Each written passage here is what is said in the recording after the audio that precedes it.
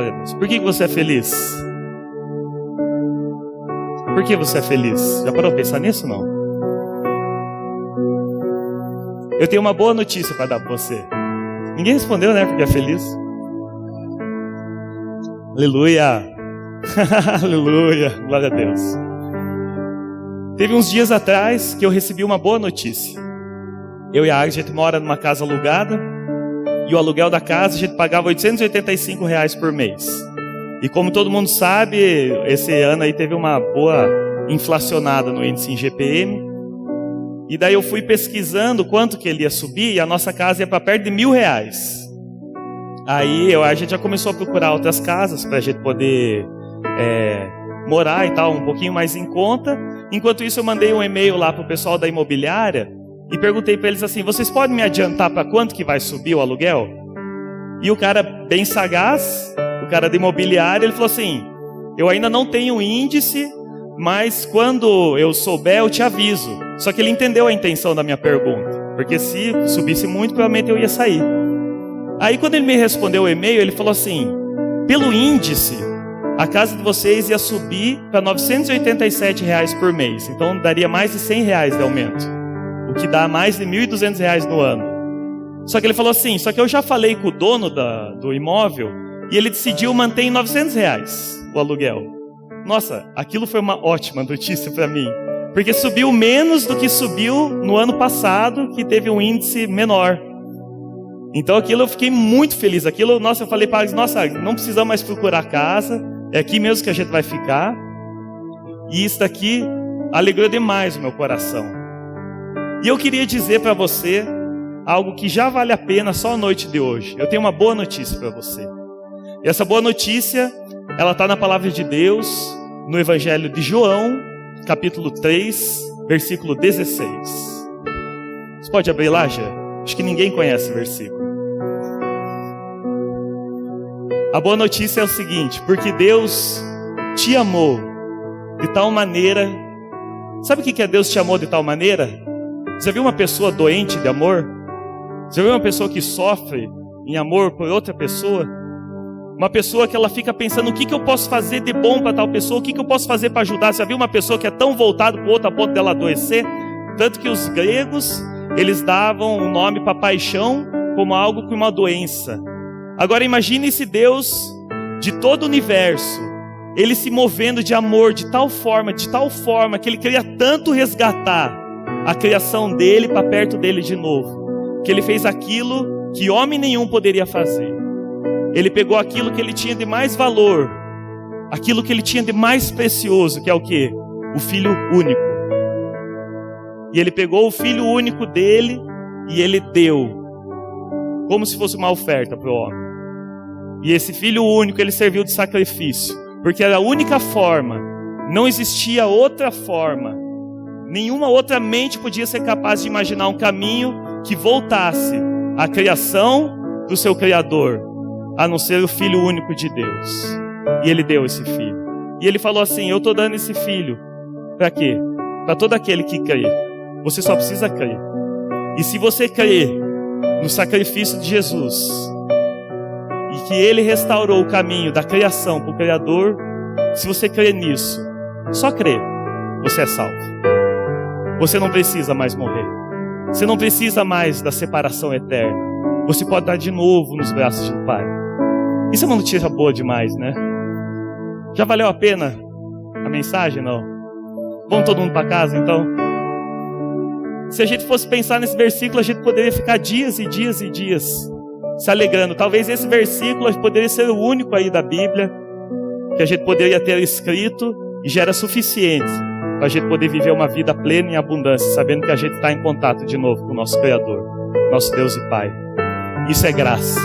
Isso é graça. Ele não falou para a gente assim: se você fizer um monte de esforço.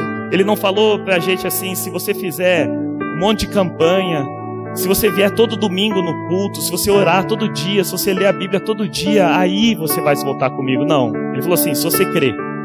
Se você crer que Jesus é suficiente. Se você crer que Ele é tudo o que você precisa. Só isso. Que bênção, né? Amém. Essa é uma boa notícia. É melhor do que a notícia do aluguel. Amém? Glória a Deus, queridos. A gente está falando aí sobre totalmente perdoados. É o tema aí do nosso mês agora para julho. E quando eu estava buscando a Deus em oração hoje, sobre a palavra, me veio uma impressão de grilhões sendo quebrados. E quando a Bíblia fala de libertação, ela fala assim: se você conhecer a verdade, e a verdade a gente sabe que não é um conceito, a verdade não é uma determinação filosófica, a verdade é uma pessoa que se chama Jesus. Se você conhecer essa verdade, e você se relacionar com essa verdade, com Jesus, você vai ser liberto. Então, para que a gente seja liberto, para que esses grilhões que eu tive a impressão que estavam sendo quebrados hoje, para que a gente possa ser liberto, nós precisamos nos relacionar com Jesus. Então, se você conhecer a verdade, deixar ela penetrar no teu coração, hoje você vai ser um pouquinho mais liberto, alguma cadeia que você tinha na sua cabeça vai cair, e você vai viver, a partir de hoje, uma vida mais abundante do que você estava vivendo ontem. Amém? Glória a Deus. Então, o pastor Fábio, ele iniciou aí o tema da mensagem sobre totalmente perdoados.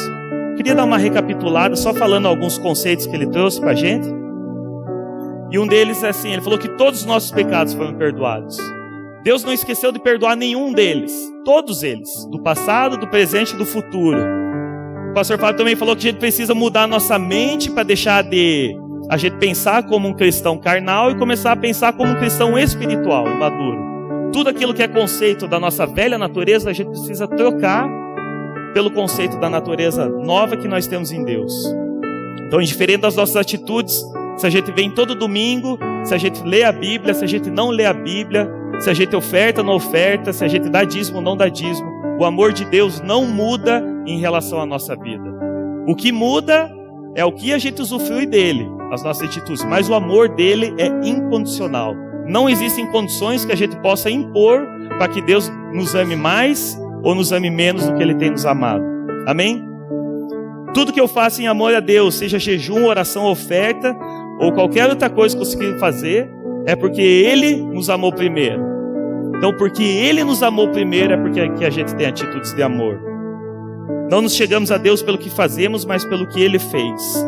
E o perdão de Deus, ele não está mais condicionado ao nosso pedido de perdão.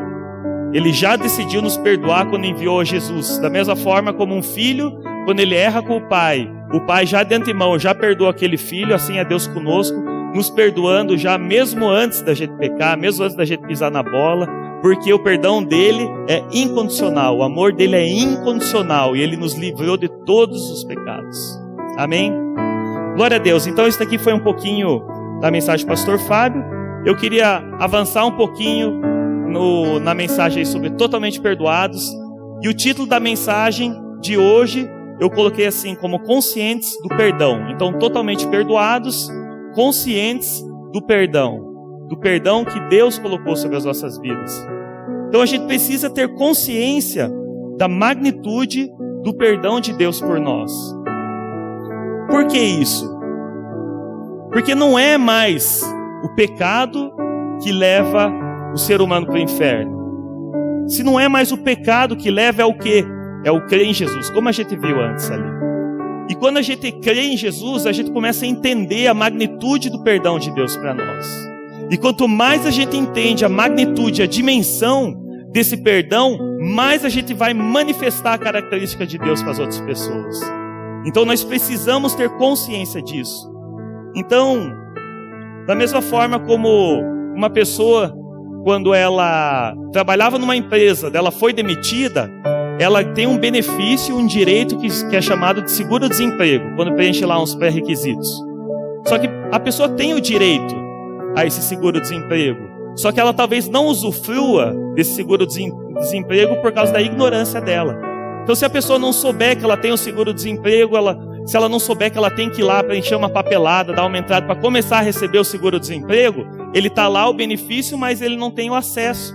A mesma forma é o perdão de Deus em relação a nós. Nós precisamos ter consciência do que Ele já fez por nós, para que a gente possa crer e receber esse perdão. Amém?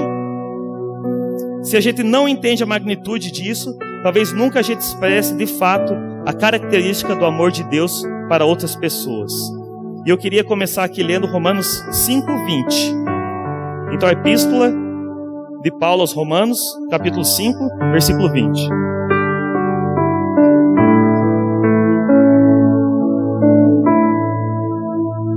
Vamos ler a segunda parte ali, o B. Que diz assim: mas onde abundou o pecado, superabundou a graça. Vocês vão ver que tem alguns pontos em comum com outras mensagens que eu já preguei. O que isso quer dizer? Onde existiu o pecado, em qualquer lugar que existiu o pecado, existiu algo maior que superabundou esse pecado, que se chama graça. Quanto mais pecado, mais graça. De forma bem resumida. Já viu aquela história do quanto mais queijo, menos queijo? Do queijo suíço? Não. Não, brincadeira. Ninguém conhece, né? Tá bom, não vou contar. Mas vamos lá. Onde abundou o pecado, superabundou a graça de Deus. Onde teve o pecado, existiu algo maior que superabundou sobre o pecado. Isso se chama graça. O que isso quer dizer para nós hoje? Se eu tenho um conhecimento pequeno da separação que eu tinha em relação a Deus, a graça para mim vai parecer pequena. Não que ela vai ser, ela vai parecer pequena. Quanto mais eu entendo e quanto mais consciência eu tenho do meu pecado, da separação que eu tinha em relação a Deus e do que eu fiz em relação a Deus, mais a graça vai parecer gigante para mim. Por quê? Por causa da consciência. E nós precisamos desenvolver essa consciência do que nós éramos em relação a Deus, para que o que Ele fez em nós hoje, para que isso mova o nosso coração a ponto da gente poder amar mais a Deus, a gente poder amar mais as pessoas e se mover mais em relação às pessoas. E a gente vai desenvolver um pouquinho a mensagem em relação a isso. Então a minha primeira pergunta é: você sabe o quanto você foi perdoado? Você sabe o quanto você ofendeu a Deus? Você sabe o quanto a sua velha natureza desagradou a Deus? A tua maneira de andar, a tua maneira de agir, a tua maneira de reagir com as pessoas? Você sabe o quanto você tentar viver a sua vida do seu próprio jeito, achando que você é dono do seu próprio nariz, que você sabe o que você precisa, que você sabe para onde você tem que ir, porque é assim mesmo. Você pisando em cima das outras pessoas, tentando conquistar seu espaço a qualquer custo. Você sabe o quanto isso ofendeu a Deus? Talvez a gente pode olhar para a nossa vida e olhar assim: não, mas a minha vida sempre foi tudo certinha. Eu nunca fiz nada de errado.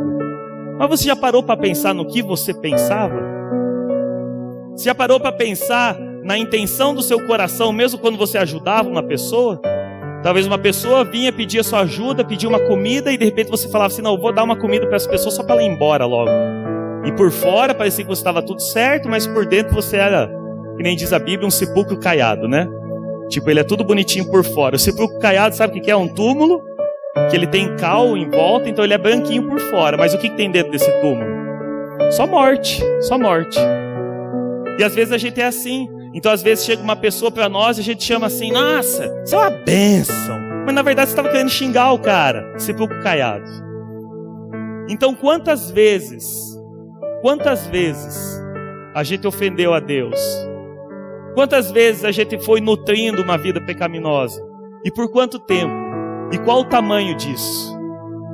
Se eu não tenho consciência disso, talvez eu nunca vou perceber o quanto Deus me amou. O quão desesperado do perdão de Deus você estava. E o quanto você está consciente da separação que havia entre você e Deus. Do quanto você precisava de Jesus. Do quanto a gente desesperadamente precisava de Jesus. Porque se a gente continuasse no caminho que a gente estava andando, a gente ia encontrar a morte. Indiferente se era um caminho de ruas de ouro, onde eu tinha muito dinheiro, ou se era um caminho de rua de pedra, de terra, que eu não tinha dinheiro, eu era pobre, indiferente da situação financeira. O caminho que a gente estava trilhando era um caminho de morte.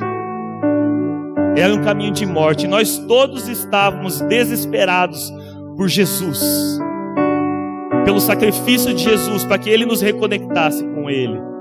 E quanto mais a gente se aproxima desse Deus, mais a luz dele começa a iluminar o nosso coração. E a gente começa a perceber como a gente era uma parede torta, como a gente era pessoas tudo tortas, tudo erradas, tudo em desconformidade com o nosso padrão, nosso modelo que é Jesus.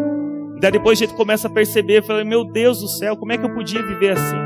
Como é que eu podia tratar meus pais desse jeito? Por que eu mentia tanto? Como é que eu podia mentir tanto? Como é que eu me dava tanto? Eu era tão movido por pornografia. Como é que eu era tão movido por ganância? Eu era tão movido pelo meu próprio ego. Tudo que eu pensava era em mim mesmo. Eu nunca tratei uma pessoa direito, com respeito.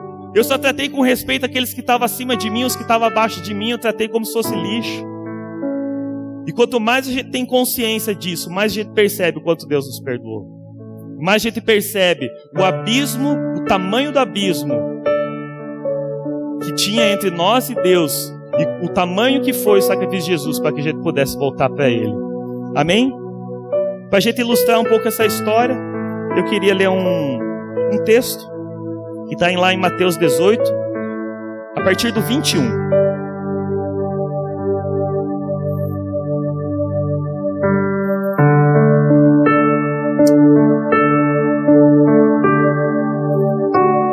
Esse texto, a Bíblia, ela chama, dá um título ali na epígrafe de O Credor Incompassivo.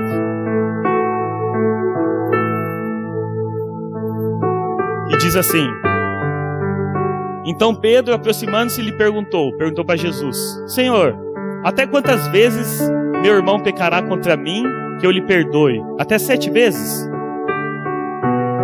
Aí respondeu Jesus: Não te digo que até 7 vezes, mas até 70 vezes 7. O que eu acho mais, não que eu acho mais impressionante, Jesus ele é impressionante por completo. Mas toda vez que Jesus parece que fala de uma parábola, ele traz uma parábola imediatamente após uma situação que ele se depara, já para trazer o entendimento dessa situação. Então imagina a situação, Pedro ele está falando assim: Jesus, até quantas vezes eu tenho que perdoar um irmão? Pô, porque tem aquele irmão que todo dia no meu trabalho ele chega e me irrita. Todo dia ele faz uma coisinha para me irritar. Tinha um lugar que eu trabalhava que a gente batia ponto naquele sentido com o cartãozinho ponto assim ainda. Era um cartão, se fazia lá, ele furava e tal. Aí a gente tinha vários cartões ali. Todo dia o teu nome ficava numa posição diferente. E tinha um rapaz, eu não sei porquê, ele sempre colocava o cartão dele na frente do meu. Aí eu ficava me batendo pra achar onde é que tá o meu cartão, onde é que tá o meu. Aí eu vi que tava atrás do dele ali. Aí eu mudava o meu cartão no lugar e o rapaz ele pegava e colocava o cartão dele na frente do meu. Então assim, às vezes a gente tem alguma pessoa que tá todo dia ali, fica fazendo uma coisa para infernizar, uma pessoa que começa a irritar, uma pessoa que sabe do que você não gosta e fica fazendo exatamente disso, fica fazendo piadinha. E Pedro talvez estava passando uma situação assim, ele falou: meu, até quantas vezes eu tenho que perdoar esse cara? Até 7 vezes? A primeira vez eu falo assim, não, eu perdoo o cara, eu tiro o cartãozinho dele. A segunda vez eu tiro, depois, aí na 8ª vez eu vou lá e resolvo a situação. Aí Jesus ele falou assim: não é até 7 vezes, é até 70 vezes 7. E ele traz uma parábola para ilustrar. Então vamos lá ler a partir do, qual que é o 20 agora? Por isso o reino dos céus é semelhante a um rei que resolveu ajustar contas com seus servos. E passando a fazê-lo, trouxeram-lhe um que lhe devia 10.000 talentos. Então, tendo ele, porém, com o que pagar, ordenou o Senhor que fosse vendido ele, a mulher, os filhos e tudo quanto possuía, e que a dívida fosse paga. Então o servo, prostrando-se reverente, rogou: sê paciente comigo, e tudo te pagarei. E o Senhor daquele servo, compadecendo-se, tem algumas versões que falam assim, movido de compaixão, mandou-o embora e perdoou-lhe a dívida. Saindo, porém, aquele servo encontrou um dos seus conservos, que lhe devia 100 denários, e agarrando-o, sufocava, pegou pelo pescoço, assim, dizendo: paga-me o que me deves. Então o seu conservo, caindo-lhe aos pés, lhe implorava. Ele falou exatamente a mesma frase que ele falou: sê paciente comigo, te pagarei. Ele, entretanto, não quis. Antes, indo-se, o lançou na prisão, até que saudasse a dívida. Vendo seus companheiros o que se havia passado, entristeceram-se muito e foram relatar ao seu senhor tudo o que acontecera. Então o seu senhor, chamando-lhe, disse: servo malvado, perdoei-te aquela dívida toda porque me suplicaste. Não devias tu igualmente compadecer-te do teu conservo, como também eu me compadeci de ti? Indignando-se, o seu senhor entregou aos verdugos até que lhe pagasse toda a dívida. Isso, até aí. Assim também, isso, pode colocar o 35. Assim também meu Pai Celeste os fará, se do íntimo não perdoardes cada um a seu irmão. Amém. Glória a Deus. Querido, imagina essa situação dessa parábola. Existia um servo, e esse servo tinha um senhor sobre ele. E esse servo, a Bíblia fala que devia 10.000 talentos para esse senhor. O pastor Fábio uma vez fez a conta aqui, e você resumindo a conta, um talento simboliza 6.000 dracmas, que simboliza 6.000 dias de trabalho. Se você considerar o dia de trabalho R$90, então aquele servo, eu não sei como que alguém chega a uma dívida dessa, mas ele devia 5,4 bilhões de reais. Cara, é muito dinheiro. Só que assim, isso trazendo para o real. Na questão da visão do grego, 10.000 talentos ele tinha um impacto muito maior. Por quê? Porque 10.000 era o maior numeral no grego, e talento era a maior moeda que tinha no grego. Então pensa assim, o maior número que você consegue imaginar, da maior nota que você consegue imaginar. Pensa aí, R$100 e multiplica por 400 trilhões. Eu nem sei, depois de trilhões vem quatrilhões, quintilhões. É assim, o que a Bíblia está querendo dizer? Era uma dívida impagável. Impagável. Tanto que a forma que aquele senhor achou para o servo pagar, ele ia pegar a família, tudo que ele tinha para saldar a dívida, e não ia saldar. Aí daí depois, aquele servo, ele se prostra diante do Senhor, fala assim, tem misericórdia de mim, ser paciente comigo, eu vou pagar isso. E o Senhor dele, movido de íntima compaixão, pegou e falou assim, não, eu vou perdoar a sua dívida, eu te perdoei. Meu, ele perdoou 5,4 bilhões de reais, meu. Pensa numa dívida. Aí o que acontece? Aquele servo se levanta e vai para sua casa, para qualquer lugar, e ele encontra um conservo, que é um cara que está igual, junto ali, né? É servo e um conservo, tipo um funcionário de trabalho. Esse cara aqui, ele estava devendo equivalente a 100 denários, que dava mais ou menos 9.000 reais. Só para a gente ter uma ideia, 9.000 ou 100 denários em relação aos 10.000 talentos é 0,00001%. Cara, é assim, tipo se você pegasse e encher isso daqui de areia, você pega um grãozinho assim. É a dívida que aquele conservo tinha em relação a ele. Aí ele pega assim, não, você vai me pagar. E a Bíblia ainda fala sufocando ele. Imagina você tá no pescoço agarrado aqui com as unhas assim, sufocando, você vai me pagar. Aí depois continua a história falando lá que o Senhor se irritou com ele e tal. Falou assim, pô, você devia ter perdoado ele também, da mesma forma como eu te perdoei. Mas o que acontece? Qual é o tamanho da nossa dívida? Que nem a gente estava falando antes. Aquele servo, ele tinha uma dívida que era equivalente a 10.000 talentos. Uma dívida impagável. Agora voltando, qual que é o tamanho da nossa dívida que a gente tinha em relação a Deus? O quão separado a gente estava? Aí a pergunta às vezes que eu faço é, o quanto você já pensou no pecado? No pecado que era teu? Sabe aquele pecado de todo dia? Sabe antes de você conhecer a Jesus? E até depois de conhecer a Jesus? O quanto você já refletiu e já meditou o quão longe e desesperado você estava de Deus? O quanto você já parou para pensar que se não fosse um amigo teu, um parente ou quem te trouxe para Cristo, chegar para você e apresentar o Evangelho, transformou a tua vida de direção e você se converteu. Você estava indo para um caminho de morte e você se converteu 180 graus para ir para um caminho de vida. O quanto você já pensou sobre isso? Se às vezes a gente tem um pouquinho de dificuldade de entender isso, faça a seguinte pergunta: o quanto você já acusou outras pessoas? Ah, eu já acusei outras pessoas de mentiroso, eu já acusei outras pessoas de caluniadores, de salafrário, eu já acusei de sei lá o que, de golpista. Meu, se você está acusando a outra pessoa de um pecado dela, você pode trazer tudo aquilo lá e trazer para você. A gente estava no mesmo barco furado, todo mundo, a gente estava indo para o mesmo caminho. O quanto a gente tinha, a gente estava distante de Deus. E se mesmo assim a gente ainda não consegue entender a magnitude da distância que a gente tinha em relação a Deus, existe uma coisa que a gente pode chamar de lei moral. A gente faz uma fila aqui, Cadê o João? Vladek. Ali. Na panificadora do João, ele tá fazendo promoção de pão lá. Pão a R$3 o quilo. Aí vai todo mundo caminho vivo e faz uma fila. Então estamos lá fazendo uma fila para comprar o pão do João. Aí de repente chega alguém e fura a fila. Quem que gosta disso? Ninguém gosta disso. É certo ou é errado furar a fila? Errado. Aqui agora me fala, quem que te ensinou que é errado? Ninguém precisou te ensinar que é errado. Simplesmente é errado. Está dentro de cada um. E isso a gente chama da lei moral. E está dentro de cada um o que é certo e o que é errado. Nesse sentido. Então agora pensa. Existe essa lei moral dentro de você. Você sabe o que é certo e o que é errado. Agora ao longo da sua vida, quantas vezes você agiu contra essa lei moral? Quantas vezes você sabia que você precisava ajudar o teu irmão, ou o teu amigo, ou o teu parente, você não ajudou?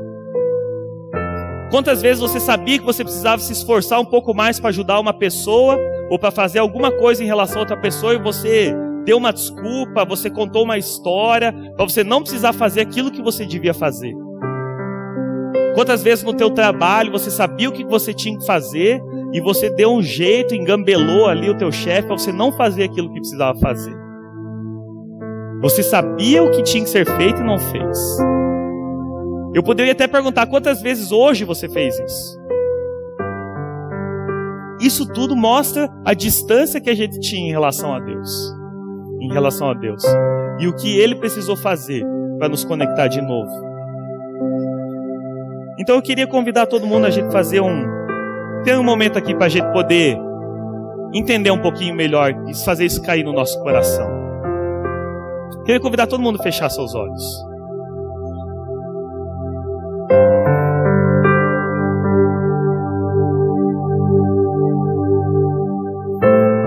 Eu queria que você se imaginasse na seguinte situação. Você está sozinho. Não tem ninguém em volta de você. E você está numa casa. E de repente você escuta um chutar na porta da sua casa e entram lá uns militares, eles te pegam pelo braço e você não sabe o que está acontecendo, você começa a se debater, e eles estão te arrastando e eles jogam você para dentro de uma cela. Agora imagina que essa cela é a cela mais fedorenta que você já viu, a cela mais suja. Ela sente o cheiro do mofo que tem nessa cela. Imagina que tem aqueles ratinhos passando lá. E você está sozinho em um lugar escuro, mal tem luz para você enxergar ali. E prenderam você naquele lugar. E chegaram para você e depois falaram assim: você está aqui porque você pecou. E agora você vai assinar um escrito de dívida. Um escrito de dívida é um papel que é assinado pelo devedor, e ele confessando uma dívida que ele tem. E eles entregam esse papel na tua mão, entregam uma caneta e começa a falar assim, começa a anotar todos os teus pecados. E você começa a anotar um a um, todas as vezes que você mentiu. Você começa a anotar todas as vezes que você viu um filme de pornografia. Você começa a anotar todas as vezes que você não agiu com misericórdia. Você começa a notar todas as vezes que você deixou de ajudar o seu próximo, mesmo quando você sabia. Todas as vezes que você traiu, que você foi traiçoeiro. Você começa a notar todas as vezes que você desonrou teu pai e tua mãe, que você xingou eles. Você começa a notar todas as vezes que você falou mal de outras pessoas. Todas as vezes que você roubou. Desde aquela vez que você era pequenininho. Quando você roubou só uma balinha. E aquele papel ele começa a tomar proporções enormes e começa a dar folhas e folhas de papel. E você continua anotando e você está cansado, não consegue mais parar de escrever, mas as suas mãos ainda doem. E aquele carcereiro começa a falar, continua anotando, essa é a tua dívida. E você começa a anotar e você já está chorando porque você não queria sair disso. Aí tem uma hora, depois de muito tempo, depois de muitas folhas, você terminou de escrever esse escrito de dívida. Aí o carcereiro, ele pega, pergunta, tá pronto? Você fala, tá pronto. E ele pega esse escrito de dívida e com um prego ele prega na parede da tua cela. E ele fala para você assim, é por causa disso que você está preso aqui. Não tem nada do que você possa fazer que vai te tirar desse lugar. E você percebe que você está fadado a ficar naquele lugar até a morte, separado de tudo e de todos. Porém, de repente, você começa a escutar uns passos nessa prisão que você está. E começa a entrar uma luz. E começa a iluminar e você percebe o lugar que você está. E de repente você vê um homem vestido de branco. E ele pega o escrito de dívida. E quando ele estende a mão dele, você percebe que ele tem uma ferida na mão dele. Um buraco do tamanho de um cravo. E ele pega esse escrito de dívida. E ele vai andando com uma cruz de madeira, toda ensanguentada. E ele prende o escrito de dívida nessa cruz. E quando ele prende o escrito de dívida nessa cruz, a cela da tua prisão se abre. E ele olha no fundo nos teus olhos. E apontando para aquele escrito de dívida, ele fala assim, eu nunca mais vou me lembrar desses pecados. Nunca mais. Nem um dia sequer. E ele te libertou. Ele te libertou para você poder viver uma nova vida. Uma vida abundante. Amém. Abre os seus olhos. Esse é o segundo ponto da mensagem. Nós tínhamos uma dívida impagável. O segundo ponto é, o nosso Senhor pagou essa dívida. E Ele nos libertou. De tudo isso que nós fizemos, que desagradou a Deus, Ele nos libertou. E não tinha o que a gente tivesse. A gente não conseguia fazer nada para sair daquela cela. Teve que vir alguém dar sua vida por nós e cravar o escrito de dívida naquela cruz. E hoje nós somos livres. Qual que era o tamanho do maço do seu escrito de dívida? Quantas vezes você agiu de forma que você não deveria ter agido? Mas Deus mobilizou todo o universo para nos perdoar. E como a gente viu no começo, Ele deu aquilo que mais custava para Ele, para que a gente fosse reconectado com Ele. Esse é o Senhor, quando perdoou os 10.000 talentos daquele servo. Ele falou, eu perdoo, porque você não ia conseguir pagar mesmo. Eu ia ter que pegar você, eu ia ter que pegar a tua família, tudo que você considera melhor, e ainda não ia ser suficiente. Mas Deus nos perdoou.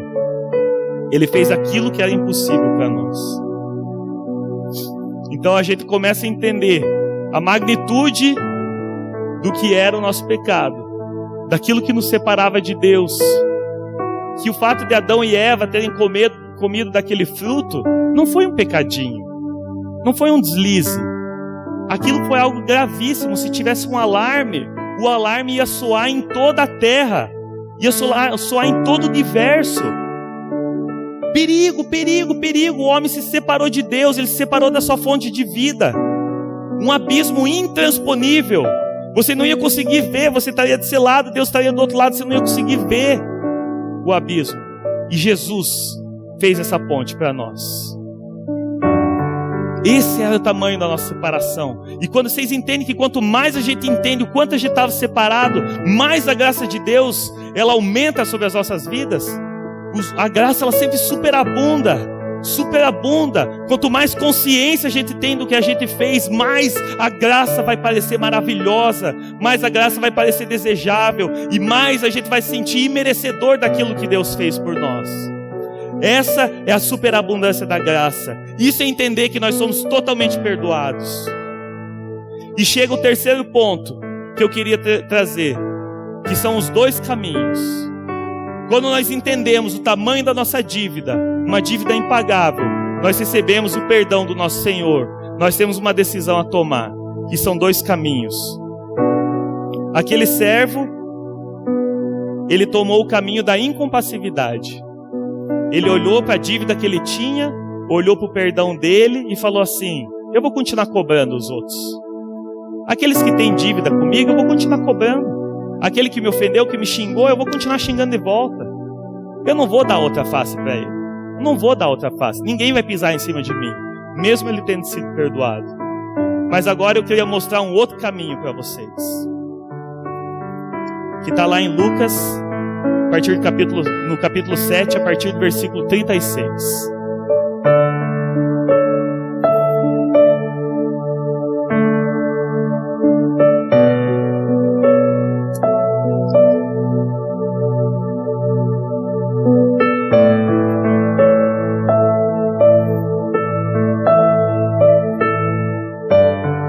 Essa história conta o seguinte: convidou um dos fariseus para que fosse jantar com ele.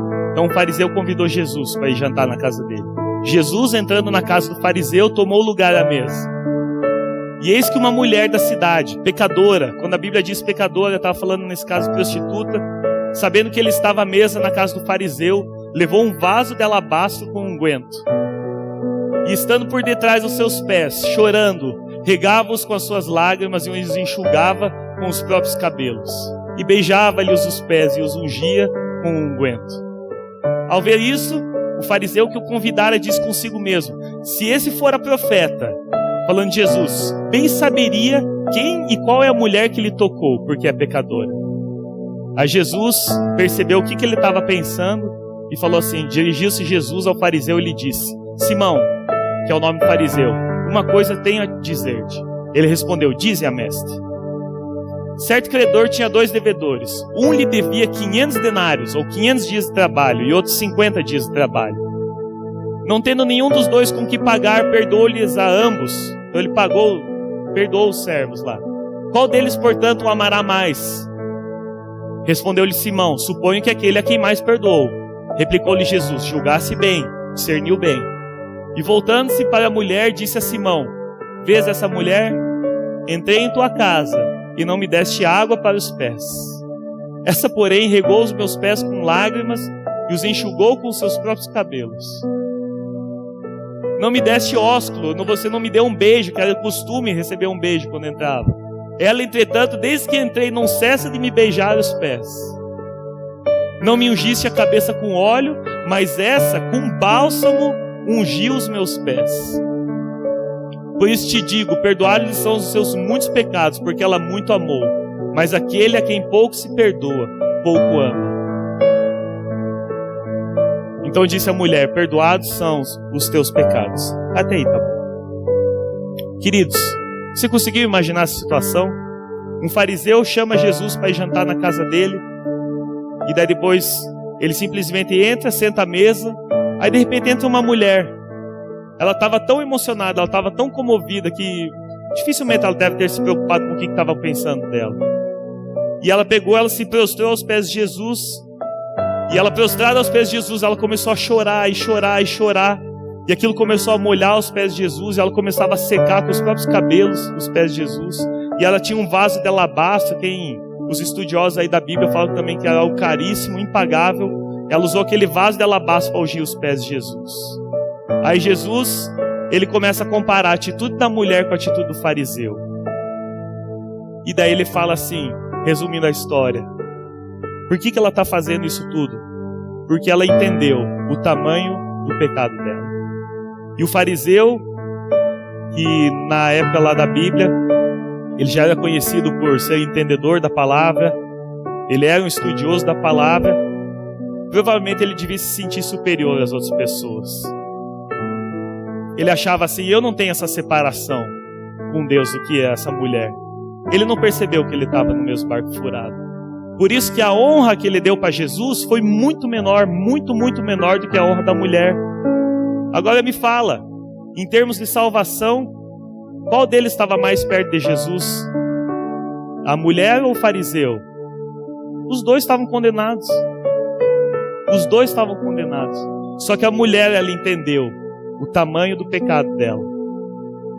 E quando ela entendeu o tamanho do pecado dela, imediatamente ela entendeu o tamanho do perdão de Deus para ela.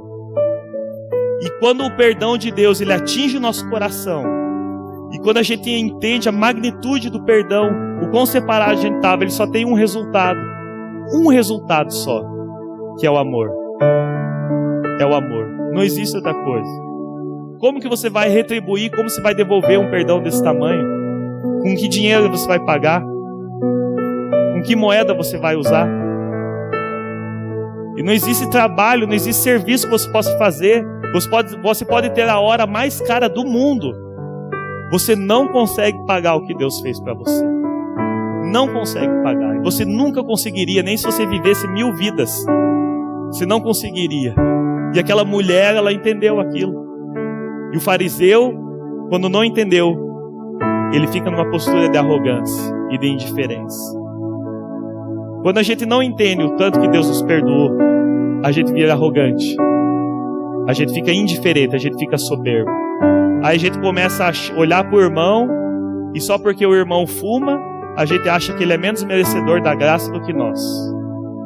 A gente olha para o nosso irmão, e só porque ele tem dificuldade às vezes de ler a Bíblia, a gente acha que ele é menos merecedor. Porque eu já estou mais perto de Deus. Aí a gente começa a olhar para o nosso irmão, que de vez em quando solta um palavrão, e a gente condena ele, falando: irmão, você não pode falar palavrão, não sei o que, blá blá blá. Só que você nasceu em berço evangélico, nunca escutou um palavrão dentro de casa. E o cara escutou palavrão a cada minuto. Aí você acha que você está mais perto de Deus, que você é superior. E a soberba às vezes começa a tomar conta. Então, queridos, queria convidar a equipe do louvor já para subir aqui, por gentileza. Nós precisamos ter consciência daquilo que nós fizemos. Em primeiro lugar, como ser humano. Como ser humano, começando como Adão e Eva. Não adianta querer culpar Adão ou culpar Eva. Ela é mulher. Não adianta, porque já era ser humano. Se Adão e Eva eles tivessem passado, provavelmente os filhos deles teriam pecado.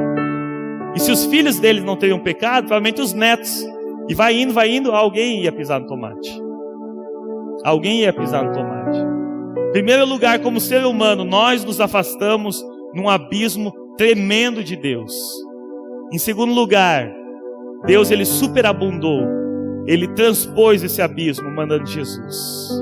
E quanto mais a gente conhece o tamanho que era essa separação, mais a gente percebe o tamanho da graça.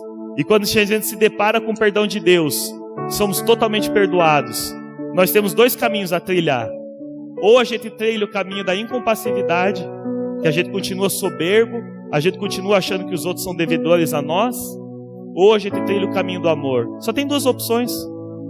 Só tem 2 opções. Aquela mulher, mesmo prostituta, uma coisa interessante que eu li hoje, provavelmente aquele vaso de alabastro, ela deve ter ganhado, talvez até com frutos monetários da prostituição dela. Ela entendeu, ela falou: não importa, eu sou perdoado. E quebrou, e se derramou, e se debulhou em lágrimas, e secou com o cabelo, e fez aquele furdúncio lá, santo. Mas ela entendeu, porque só restava o amor para ela, só restava o amor, não tinha mais nada. Ela sabia que ela não podia pagar nem com vaso de alabastro. Nem com vaso de alabastro. Então não é que, eu nasci em um lar cristão, eu não tenho um testemunho, eu não tenho muito que ser perdoado. Cara, você tem igual. Só porque talvez você não usou droga, só porque talvez você não foi viciado em pornografia, ele é igual. Talvez o teu pecado ele sempre foi encoberto. Talvez você foi igrejado a ponto de você ter uma postura que pareça de alguém que anda tudo corretinho, que tem um coração correto. Talvez sempre foi assim, mas talvez a tua intenção sempre foi podre, sempre foi um sepulcro caiado. Mas Jesus ele transpôs e nos tornou em santos. E isso a gente precisa ter todo dia essa consciência. Todo dia essa consciência do que nós éramos, a nossa velha criatura, e do que Jesus fez, nos tornando em santos. Porque foi obra dele. Aquele escrito de dívida só poderia ter sido encravado na cruz por ele, por mais ninguém. E foi obra dele. Ninguém era capaz, nem quem nasceu em lar cristão, nem quem se converteu com 6 meses de idade e se batizou com 2 anos. Amém, queridos? Queria convidar você a ficar em pé.